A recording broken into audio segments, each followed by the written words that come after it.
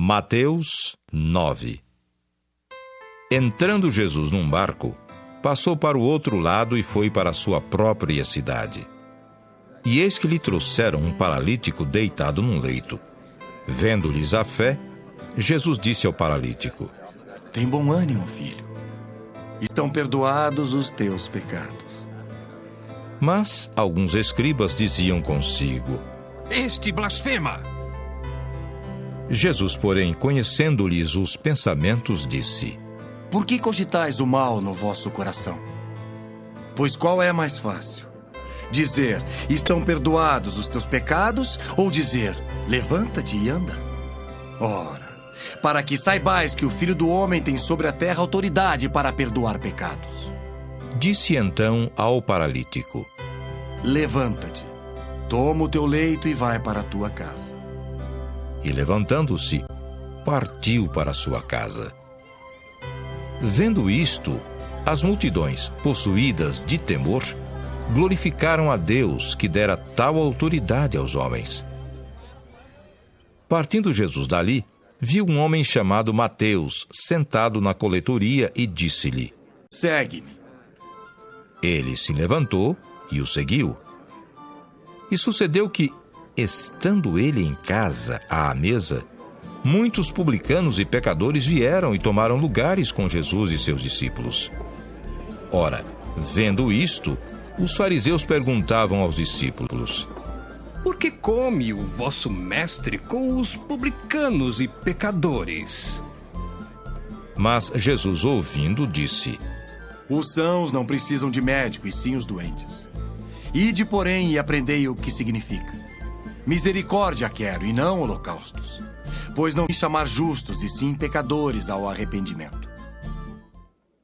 Vieram depois os discípulos de João e lhe perguntaram: Por que jejuamos nós, e os fariseus muitas vezes, e teus discípulos não jejuam?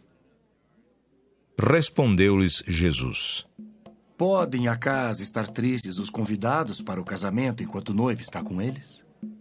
Dias virão, contudo, em que lhes será tirado o noivo, e nesses dias hão de jejuar. Ninguém põe remendo de pano novo em veste velha, porque o remendo tira parte da veste e fica maior a rotura. Nem se põe vinho novo em odres velhos. Do contrário, rompe-se os odres, derrama-se o vinho e os odres se perdem. Mas põe-se vinho novo em odres novos e ambos se conservam. Enquanto estas coisas lhes dizia, eis que um chefe, aproximando-se, o adorou e disse: Minha filha faleceu agora mesmo. Mas vem, impõe a mão sobre ela e viverá. E Jesus, levantando-se, o seguia, e também os seus discípulos.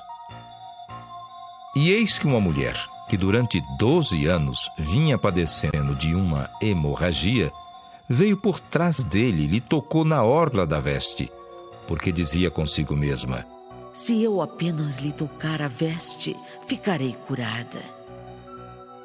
E Jesus, voltando-se e vendo-a, disse: Tem bom ânimo, filha. A tua fé te salvou. E desde aquele instante, a mulher ficou sã. Tendo Jesus chegado à casa do chefe, e vendo os tocadores de flauta e o povo em alvoroço, disse: Retirai-vos, porque não está morta a menina, mas dorme. E riam-se dele. Mas, afastado o povo, entrou Jesus, tomou a menina pela mão, e ela se levantou. E a fama deste acontecimento correu por toda aquela terra. Partindo Jesus dali, seguiram-no 2 cegos, clamando: Tem compaixão de nós, filho de Davi. Tendo ele entrado em casa, aproximaram-se os cegos e Jesus lhes perguntou: Credes que eu posso fazer isso? Responderam-lhe: Sim, Senhor. Então, lhes tocou os olhos, dizendo: Faça-se-vos conforme a vossa fé.